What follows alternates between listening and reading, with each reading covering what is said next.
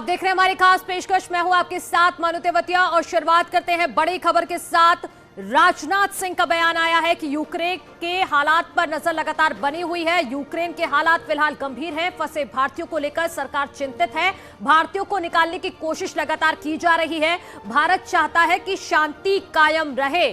तो भारत की तरफ से राजनाथ सिंह का यह स्टेटमेंट आया है जिसमें साफ तौर पर एक अपील भी है कि आप घबराइए मत। यूक्रेन के हालात पर लगातार भारत सरकार की नजर बनी हुई है। यूक्रेन में जरूर हालात गंभीर हैं और फंसे भारतीयों को लेकर भी सरकार चिंतित है। भारतीयों को निकालने की लगातार कोशिश की जा रही है और भारत चाहता है कि शांति कायम रहे। है कि वैसे सरकार ने पहले भी एडवाइजरी जारी की थी और साथ ही उनको बाहर निकालने की व्यवस्था सरकार ने कुछ की है। प्लेन्स वगैरह भेजे गए हैं, लेकिन वहाँ की ऐसी स्थिति है कि अब शायद जहाँ तक मुझे जानकारी है कि अभी प्लेन लैंड नहीं कर पा रहा है, लेकिन उसको लेकर सरकार चिंतित है। और जो भी इफर्ट संभव था हमारी सरकार ने किया है और आगे भी जो इफर्ट्स होंगे अपने भारतवासियों को बचाने के लिए हम लोग करेंगे। नहीं, ऑलरेडी प्लेन वहाँ पर भेजी गई थी। कुछ बच्चे आए भी हैं, ऐसा नहीं है, कुछ बच्चे आए हैं, लेकिन एक प्लेन वहाँ गई, वहाँ पर शायद कुछ ऐसी स्थिति थी, हम प्लेन चाहते हुए भी वहाँ पर लैंड नहीं कर पाई। तो स्थिति विषम है, इसमें कहीं दो राय नहीं है, लेकिन फिर भी हमारी गवर्नमेंट का पूरा इफर्ट है कि जो हमारे भारतवासी हैं, हमारे जो बच्चे वहाँ पर हैं, उन सभी को निकाला जाए। इंडिया का क्या स्टैंड है, इस पर कुछ बोल दीजिए। भारत चाहता है कि शांति कायम होनी चाहिए। बातचीत के द्वारा इसका हल निकाला जाना चाहिए। युद्ध की स्थिति पैदा नहीं होनी चाहिए, यही भारत की सोच है।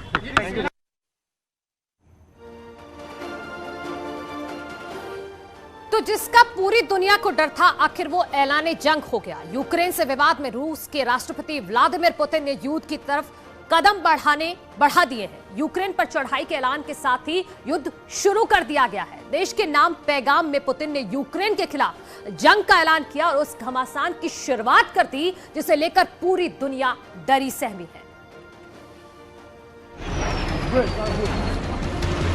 भागने लगे लोग, दहशत के बीच यूक्रेन पर गिर रहा है रूस का बारूद।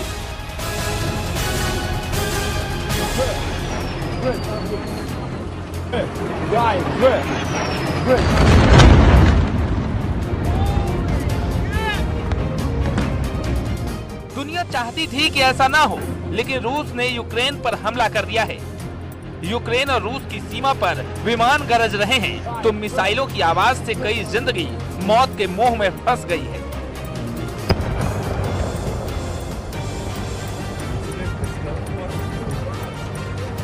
चौबीस फरवरी की सुबह रूस ने जंग का ऐलान कर दिया और यूक्रेन के कई ठिकानों पर बमबारी करने लगा।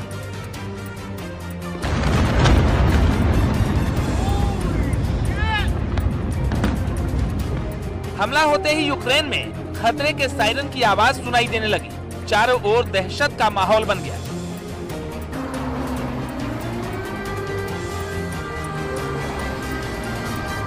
रूस के टैंकर जब यूक्रेन में दाखिल हुए तो लोग भागने लगे। रूसी हमले से बचने के लिए शहर छोड़ने लगे, लेकिन अचानक बड़ी संख्या में सड़क पर गाड़ियों के आने से शहर जाम हो गया।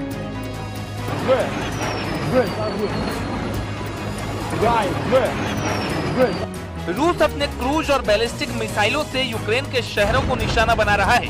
रूस के हमले में कई इमारतें क्षतिग्रस्त हो गई हैं। लोगों ने रूसी हमले की तस्वीरें अपने कैमरों में कैद कर दुनिया के सामने भेजा है। रूस के हवाई हमलों के बीच यूक्रेन ने रूसी जंगी विमानों को मार गिराने का दावा किया है।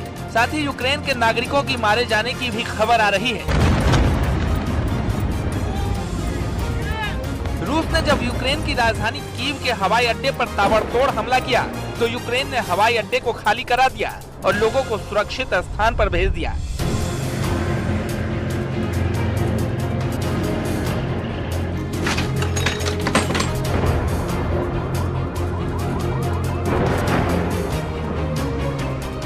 रूस और यूक्रेन के बीच शुरू हुई जंग की तस्वीरें सामने आने लगी हैं। रूस का दावा है कि उसने यूक्रेन के खाली इलाकों में बमबारी की है और सैन्य ठिकानों को निशाना बनाया है। यूक्रेन के एक एयरबेस और सेना के अड्डों को तबाह करने का रूस दावा कर रहा है।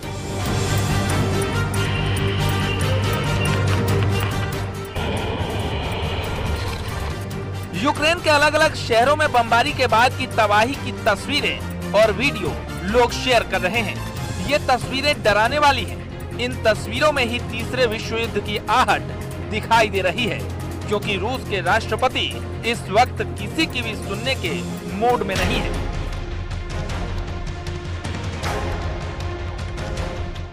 रूस के राष्ट्रपति व्लादिमीर पुतिन के बयान से साफ हो जाता है कि ये युद्ध बहुत ही भयानक रूप लेने वाला है। युद्ध से पहले पुतिन ने बेहद सख्त और सीधे शब्दों में युद्ध का पैगाम भेजा और अपने संदेश में पुतिन ने कहा, ये हमारा मामला है, इसमें बाहरी कोई देश दखल देने की हिमाकत ना करे। अगर किसी ने दखल देने की जरूरत की तो नतीजा भुगतने को तैयार रहे। दखल देने वालों को ऐसे नतीजे भुगतने होंगे जो पहले कभी न देखे न सुने गए। यही नहीं, राष्ट्रपति व्लादिमीर पुतिन ने यूक्रेन को धमकी दी और कहा कि सारे फैसले हो चुके, अब कदम वापसी का रास्ता बंद हो गया। दुनिया सुन रही है, सब समझ रही है, यूक्रेन ने रेड लाइन पार कर लिया है, अब सेना हथियार डाले वापस जाए। यूक्रेन पर पश्चिमी देशों की पकड़ पुतिन को कतई मंजूर नहीं। यूक्रेन की नाटो से दोस्ती उन्हें नागवार लगा है। राष्ट्रपति व्लादिमीर पुतिन ने यूक्रेन में पश्चिमी देशों की दखल को रूस के खिलाफ साजिश की तरह लिया है। वहीं यूक्रेन भी देश को जवाब देने की मूड में है। हालांकि यूक्रेन चाहता है कि भारत इस मामले में रूस से बात करे।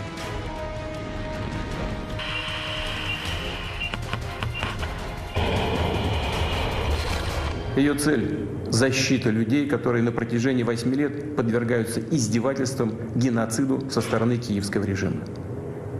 И для этого мы будем стремиться к демилитаризации и денацификации Украины, а также преданию суду тех, кто совершил многочисленные кровавые преступления против мирных жителей, в том числе и граждан Российской Федерации. और अब हमारे साथ जुड़ गई हैं यूक्रेन से सीधा लाइव आगरा की श्रेया, उनके पास चलते हैं। श्रेया, आप सबसे पहले बताइए कि वहां पर क्या हालात हैं और आप कैसी हैं? जी सुबह जब हम उठे तब तो हालात काफी खराब थे। मतलब हम एक्सप्लोजन्स की आवाज और घर वालों के फोन कॉल से हमारी सुबह की शुरुआत हुई। फिलहाल हम लोग काफी स्ट्रेस्ड हैं और हमें एम्बेसी की तरफ से इंस्ट्रक्शंस हैं कि हम अपने घरों में ही रहें। तो हम बस इंडियन गवर्नमेंट से रिक्वेस्ट करेंगे कि प्लीज हमारे लिए कुछ इवैक्यूएशन का प्रोसेस आगे बढ़ाया जाए। श्रेया, वहां फिलहाल क्या हालात हैं? कहां पर आप हैं? क्या हम वहां पर भी बमबारी हो रही है, ये बताइए। जी अभी तो नहीं, पर सुबह के करीब 5 बजे यहाँ जो हमारी सिटी है इवानो फ्रैंकोविस्क, यहाँ के एयरपोर्ट पे 2 बार एक्सप्लोजन्स हुए थे और हम लोग अपनी बालकनी से देख पा रहे थे पूरा धुआं उठते हुए और ऊपर काफी फाइटर जेट्स हम सुन पा रहे थे कि गुजर रहे थे ऊपर से। श्रेया, आप यूक्रेन से कौन से शहर में हैं आप फिलहाल? इवानो फ्रैंकोविस्क। अच्छा, वहां पर क्या हालात हैं? वहां पर हालात सुबह खराब थे, अभी तो सिर्फ शांति है हर तरफ। अच्छा, आपसे किसी ने संपर्क किया है? किसी अधिकारी ने आपसे संपर्क किया है? जी एम्बेसी में हमने फॉर्म भरा है, पर अधिकारियों ने अभी कोई संपर्क नहीं किया है, क्योंकि वो लोग ईस्टर्न बॉर्डर वालों को पहले सेव कर रहे हैं। शायद हम लोग ऑलरेडी वेस्टर्न पे हैं, बट एक्सप्लोजन्स यहाँ भी हो रहे हैं। तो आपके साथ और कितने लोग मौजूद हैं? मैं देख पा रही हूँ कि कुछ लोग वहां पर हैं। कौन कौन है वो लोग और वो कहाँ से हैं? जी ये हम तीनों साथ रहते हैं। ये तान्या है और मेरा नाम Alisha and I am from Jharkhand, I am from Karnataka. तो पहले भारत सरकार ने निकलने को कहा था, आप लोग उस वक्त नहीं निकल पाए, क्या हालात रहे, किस वजह से नहीं निकल पाए थे?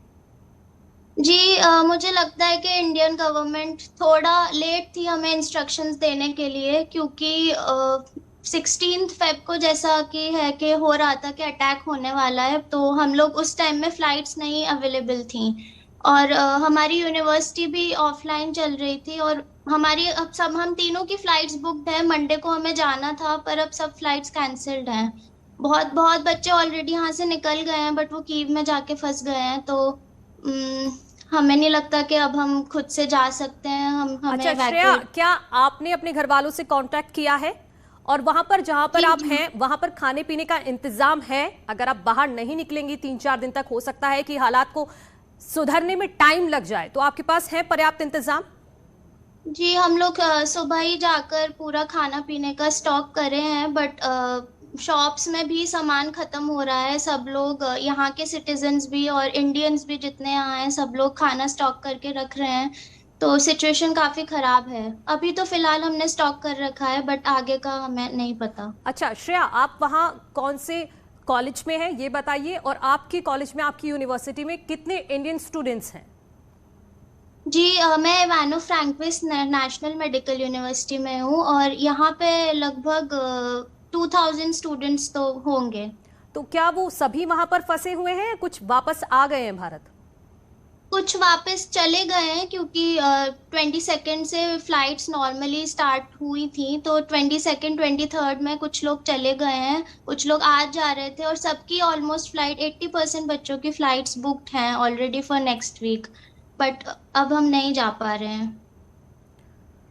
अच्छा, आपको कब से लगा, कब से वहां पर हालात टेस्ट होने लगे थे कि आपको लगा कि यहां से अब निकलना चाहिए? हालात कब से बिगड़े वहां पर? जी, हालात कल तक एकदम नॉर्मल थे, ये सब सिर्फ एक रात में हुआ है।